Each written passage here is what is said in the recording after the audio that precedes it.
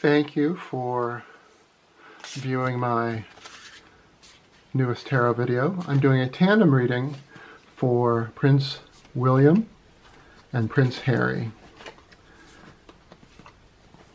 Soon is coming up the coronation of King Charles, and there's a lot of brouhaha in the press about whether or not Harry and his wife will go, or whether or not William wants Harry and his wife to go, and la la la la la. So I thought it would be interesting to do a tandem reading, and I've never done a tandem reading.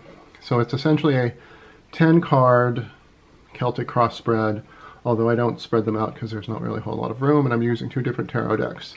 For William, who's over here on the left, it's the Crow Tarot, which maybe you can see what they're very pretty. And for Harry over here, it's called the Pulp Tarot, which I've used before.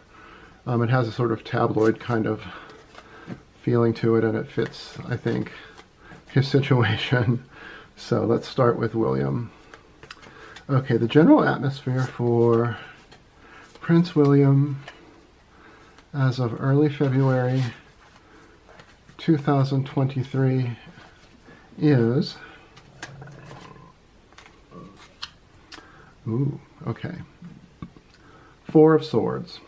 It's sort of a rest. Kind of an enforced rest. Sort of a momentary pause, a feeling of just sort of being stuck a little. It's not necessarily like a positive rest, but it's not necessarily completely negative. It's just kind of an enforced rest where he is probably just kind of mulling issues over in his head.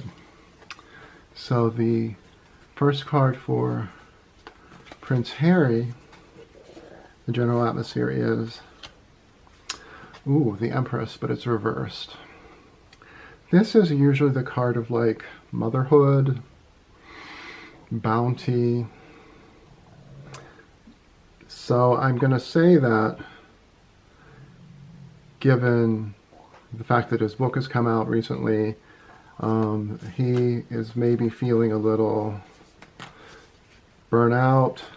He's not connecting to sort of his comfort zone, which is probably his wife. And the next card for William is, this is called the crossing card. It's what crosses over in front of the first card. Okay, so for William, it's Ace of Swords. It's a mental issue. It's usually like, if it's forward, it's great thoughts leading to sort of a decisive action, but as it's reversed, it's the opposite of that. He's feeling that he doesn't know what to do, that there's, what can he do? He's in this situation where there's not a lot that he can do regarding his brother, so he's just sort of, he's stuck, which is what the previous cards also said. So the next card for Harry, the crossing card, Queen of Swords. This is a very smart woman. I think this is Camilla. Usually a more mature, older woman. Power woman is a smart woman. I think that Harry might feel sort of threatened by her, or he has some issues with her, some of which were disclosed in the book he wrote. So I think that she might sort of be a sticking block in whether or not he feels that he can, you know, return to his family if they offer. So the third card is the crowning card. It's what's on top. It's sort of the, usually it's literally red on top. So for William, it's movement. Chariot. Well, there has been a lot of movement actually for him over the last periods after the Queen died. I mean, he's taken on essentially a new title, new role. There's a lot of action and activity around him, in addition to like the stuff with Harry. And that makes perfect sense for him. So for Harry, the crowning card is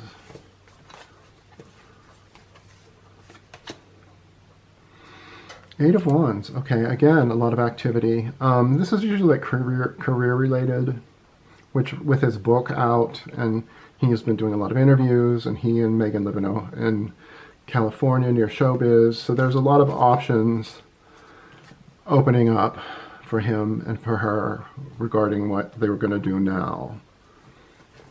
The next card then is the subconscious, the root card, usually read below. So for William, it is the Five of Cups, and it's regrets. That's sort of sad, actually. He must regret the fact that he and his brother aren't together.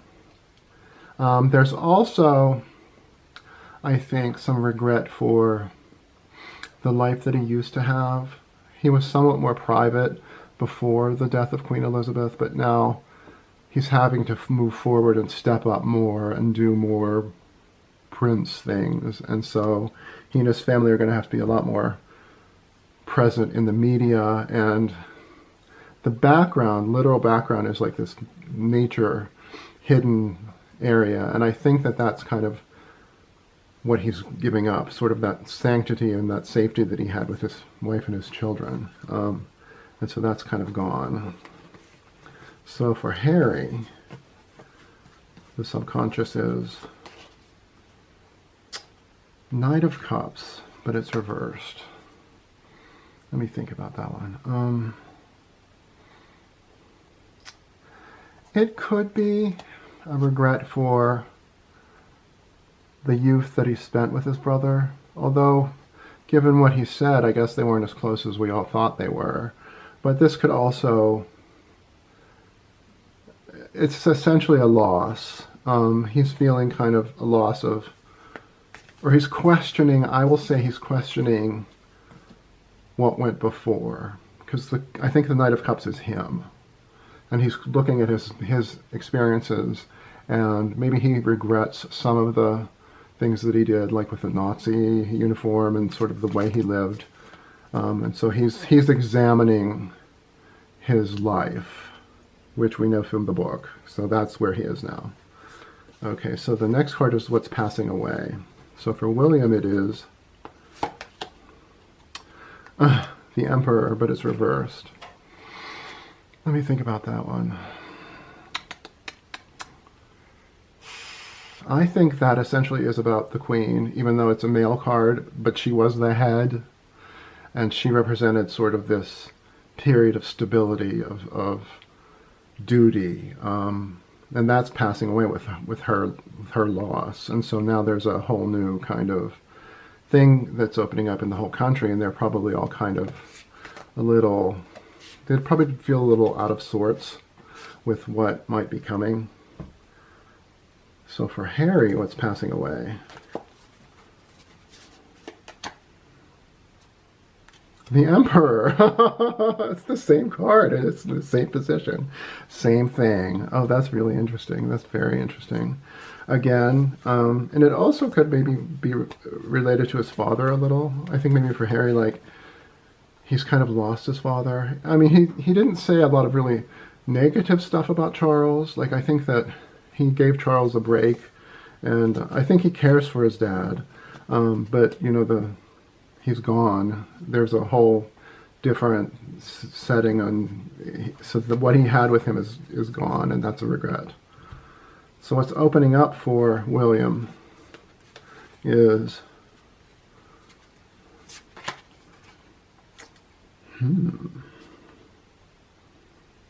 okay. It's Seven of Wands, and it's reversed. It is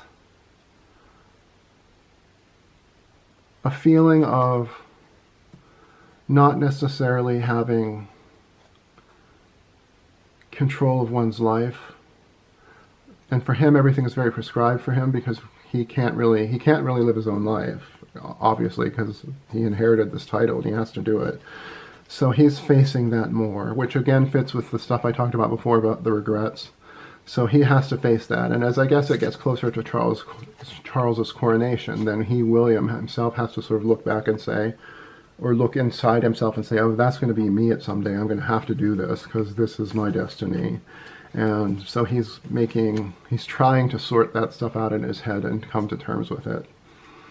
So for Harry, what's sort of opening up? Four of Pentacles, money, but there's sort of a money issue, I guess. He's worried about money. He's holding on to his money. He's carefully looking at where the money's coming in, and he's never really had to do that before because of being a prince. He had everything that, he didn't carry money, if you remember him saying that in one of the interviews. So all of this is new to him. So he's learning how to negotiate that in the real world, and that's definitely a challenge. So for William, for the next card, this is called the Self card. And it's usually sort of an extension of the first card. Let's see what this one says. For William, it's, okay. The pain is not great. It's the Ten of Swords, which is one of the more painful cards. But in this sense, it's getting over. Because in general, I mostly read reverses as a lessening of the upright position. Although sometimes I don't. But in this case, I'm going to say that like the worst is over emotionally. Like it's subsiding. He's having to face these regrets. He's having to face this pain, but he's doing that, and it's reducing. So for Harry, this Self card is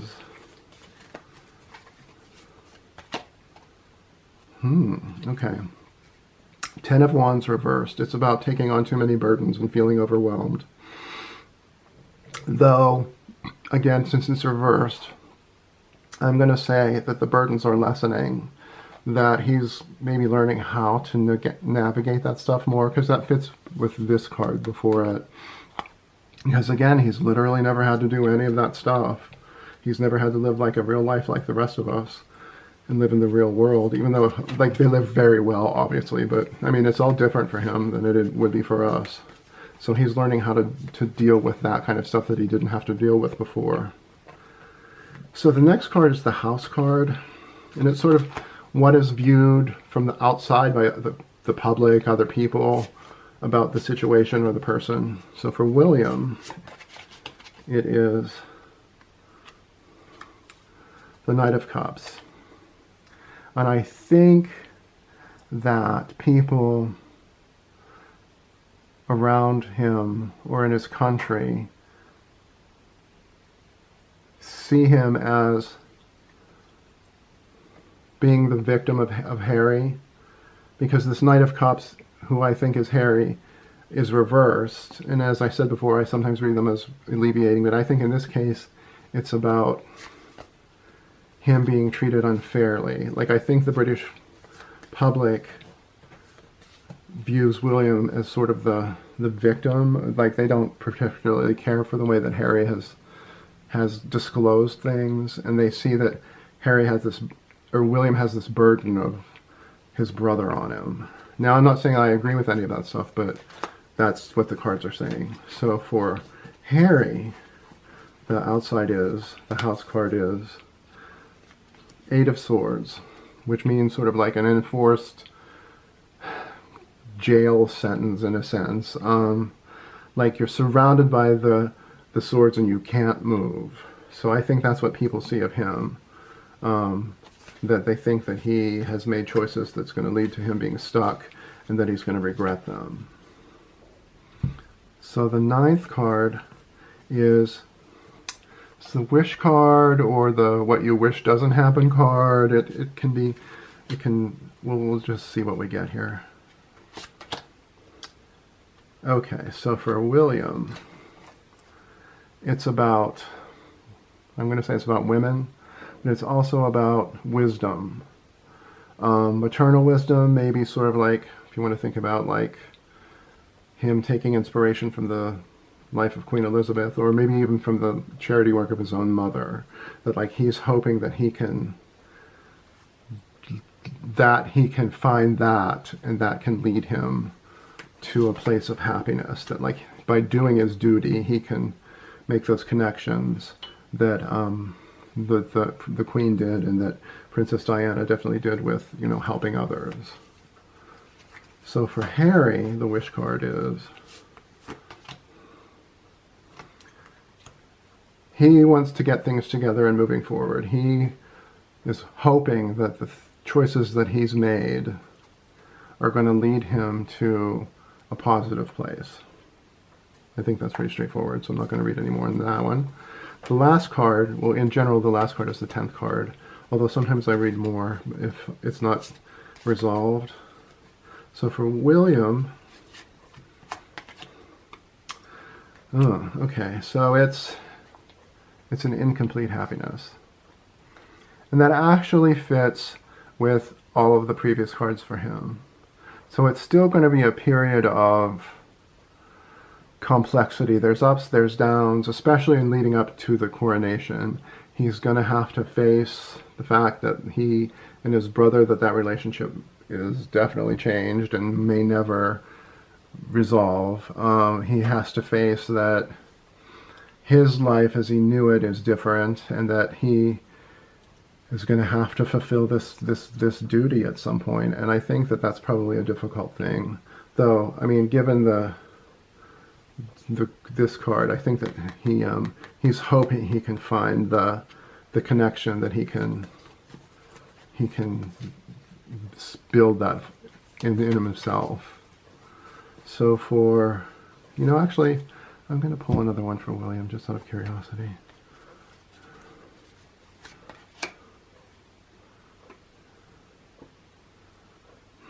Okay. Oh, that's actually a pretty good one. I'm glad I did that. That's the Four of Wands, and that's sort of a home-based building. So he will achieve these goals, that he will figure out how to do it, that he'll find a solid framework of managing his life and getting through all of these things that he is unsure of at the moment. So for Harry, we're going to see... Oh, okay. This is a good card for Harry. Hope, but it's also like it's the light in the darkness. I think for Harry, the choices that he's made will open up things for him that he will have not expected, but that are really good, and that he will also find happiness. So both of these readings are actually pretty positive, that regardless of whether, like, they haven't really told me whether or not the two of them are going to resolve their relationship. And I think given the span of time between now and the next few months, I don't think that's going to happen. But they're both on paths that, like for Williams, he'll be able to make peace with the things that are in front of him and that he has to deal with.